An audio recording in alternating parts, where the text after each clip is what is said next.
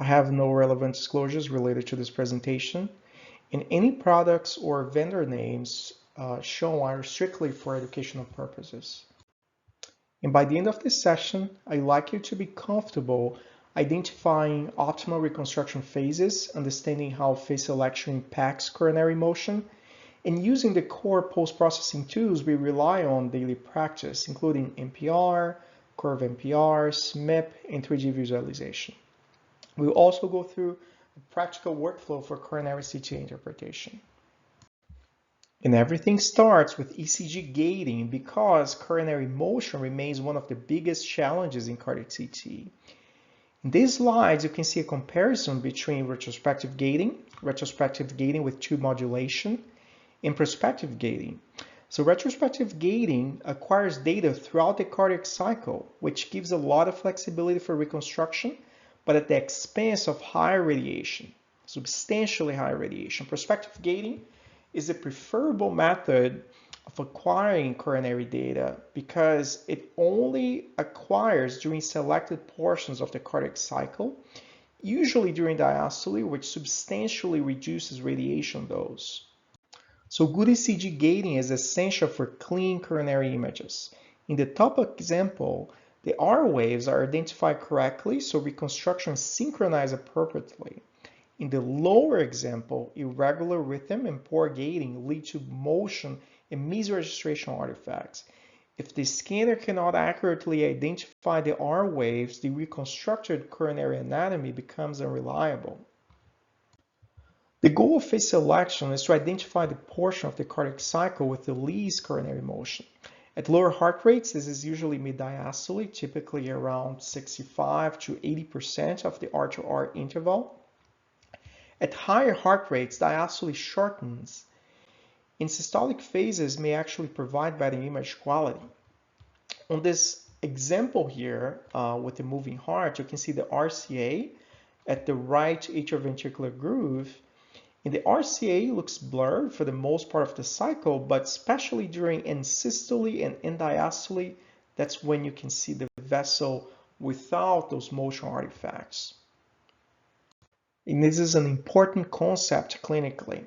So when the heart rates are high, especially above 70 or 75 beats per minute, diastole becomes very short. In these cases, systolic reconstruction, usually around 30 to 45% of the R-to-R interval, may reduce motion artifacts, particularly in the RCA, as we saw before.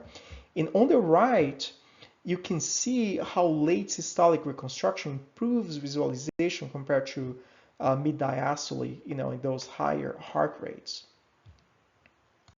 And most reconstructions are done as a percentage of the R-to-R interval, but in patients with arrhythmias such as atrial fibrillation with a high heart rate variability, millisecond-based reconstruction can be very helpful.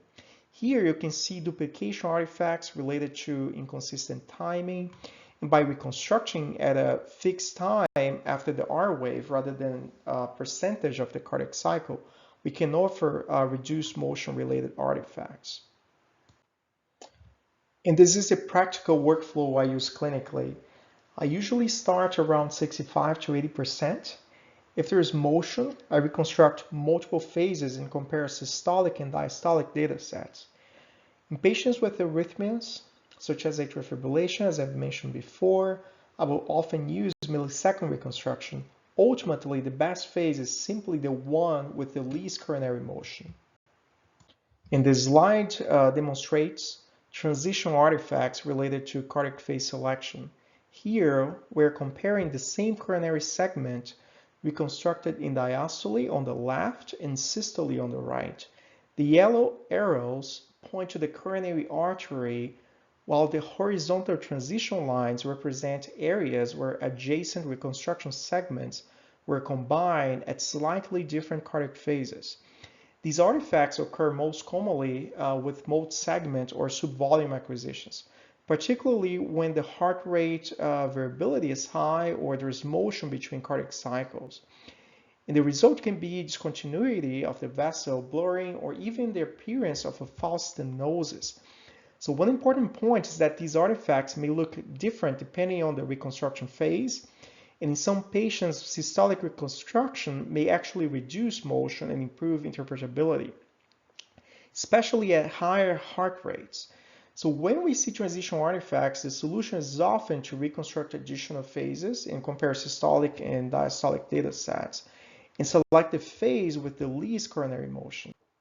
In this slide demonstrates interpolation or banding artifacts caused by irregular ECG synchronization. On the left, the vessel appears discontinuous because the reconstruction windows are misaligned between cardiac cycles. After we do ECG editing, shown on the right, the artifact is corrected and the anatomy becomes interpretable. This is particularly important in atrial fibrillation or irregular rhythms, like frequent PVCs and so forth. And here, this is the core workstation workflow for coronary CTA interpretation. I always begin with axial images to understand the anatomy and screen for incidental findings.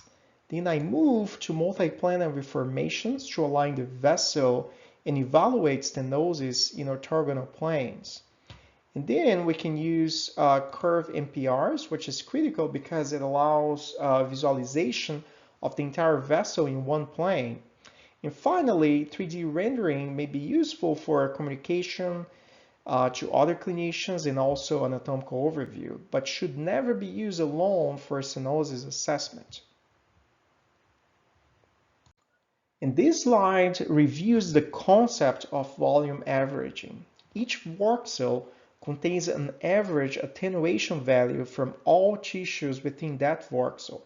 When the structures with different densities occupy the same voxel, their attenuation values are averaged together.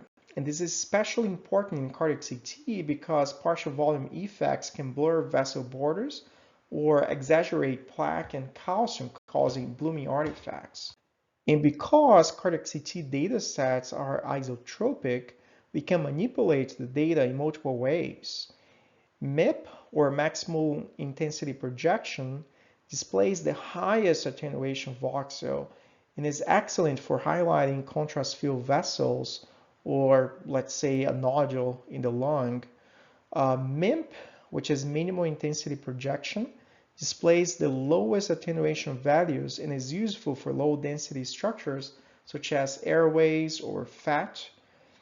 Average projection displays the mean attenuation across the slab. So for coronary CTA, MIP is particularly useful for quickly following vessel continuity. And here you can appreciate the difference between thin axial images and thicker MIP reconstructions. The MIP image enhances vessel conspicuity and makes a small pulmonary nodule even more obvious, as you can see on the right. And this is why thin slab MIP can be extremely helpful during routine review. And this example highlights another important trade-off. So thin slices, they provide higher spatial resolution, as you can see on the left in a 0.4 millimeter reconstruction, and also better edge definition. While thicker MIP slabs, they improve visualization of vessel continuity and small branches. In practice, we use both depending on what you're trying to evaluate. If you just want to skim through the coronaries, you can use MIP. If you want to evaluate them further, do some multiplanary formats, as we're going to show you in a bit, you're going to use the thinner reconstruction. In MPRs, or multiplanary formations, allows us to align imaging planes directly according to the coronary vessel course. So here you can see the left main, we have two long axes aligned, and this gives us a short axis. And you can see the left main bifurcating there. And as we can march along, we go now to the LAD. So we align with the long axis of the LAD on the axial plane. This will give me a short axis of the LAD, and I can just march through and keep analyzing the vessel. You can see that proximately there is some calcified plaque. And this is essential because coronary arteries, they are very tortuous three-dimensional structures. So orthogonal views, as you can see here, they improve our ability to accurately assess stenosis severity. So NPR is not useful only for coronary arteries. So here we can go from the axial views and we can center the crosshair, the mitral valve, align that with the apex, and then we get on the other long axis view and align that with the apex as well. So we're gonna have a perfect 4-chamber view, a 2-chamber view, and also short axis views, as you can see here. And this is something that allows me to evaluate the myocardium more closely in a way that makes sense, for us cardiologists. I can also rotate the crosshairs, to give me a 3-chamber view, which is also analogous to the personal long axis view of the echo. Again, all of those reconstructions and those tricks we're doing here is to get an image that is radiology centric with axials, coronals, axials, just something that is more cardiocentric with our long axis views, short axis views, as you can see there, getting 2 long axes across the aortic valve so I can have the short axis, of the aortic valve. This is a very important technique that you have to master in order to be able to evaluate, for the heart. In retrospective data sets, such as the ones that we get for TAVR evaluation, TMVR evaluation, we can reconstruct multiple phases across the cardiac cycle and evaluate ventricular function. And this allows assessment for end-diastolic and systolic volume, stroke volume, ejection fraction. Although echo and MRI, they remain primary modalities for functional assessment, CT can also provide valuable functional information when retrospective data sets are available. Again, this is not available if you're just doing prospective gating with the end-diastolic phase, but this can be very useful if you're getting a retrospective acquisition, as I mentioned. Curve NPR is also one of the most important tools in coronary CTA. By generating a center line along the vessel, we can display the entire coronary artery in one plane, and this is especially useful for the RCA and the LAD. One important limitation is that incorrect center line placement can create false stenosis. So curve NPR findings should always be confirmed with axials and orthogonal images, as we can see here.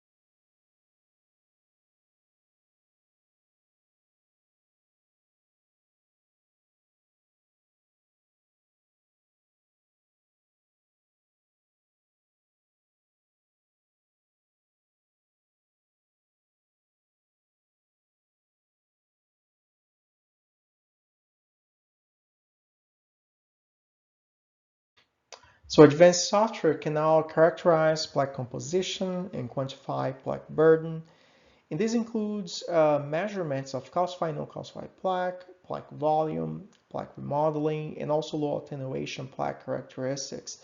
And this quantitative plaque analysis tool is becoming increasingly important for risk stratification and longitudinal follow-up. And pericoronary fat attenuation is another emerging biomarker of coronary inflammation. Changes in the attenuation of adipose tissues surrounding the coronary arteries, they may reflect vascular inflammation. Typically, in a vessel, the pericoronary fat has an attenuation that ranges between -30 to -190. Normal coronaries, they typically have a pericoronary fat attenuation around -80 or more negative than that. If you have a lot of inflammation because of edema, because of the increased water content, remember that water has a attenuation of 0, so makes the fat around the coronaries less negative. So they approach like the -30, and that's a more inflamed plaque, as you can see. Again, this is an evolving area of research with growing clinical interest. While 3D rendering provides a global overview of the coronary anatomy and spatial relationships, it's particularly useful for communication with the referring physicians, surgical planning, congenital anatomy, especially anomalous coronaries, and also teaching. However, stenosis severity should always be confirmed using source images in MPR views. As you can see here, we're looking at different filters to look at coronary plaque and the coronary anatomy there.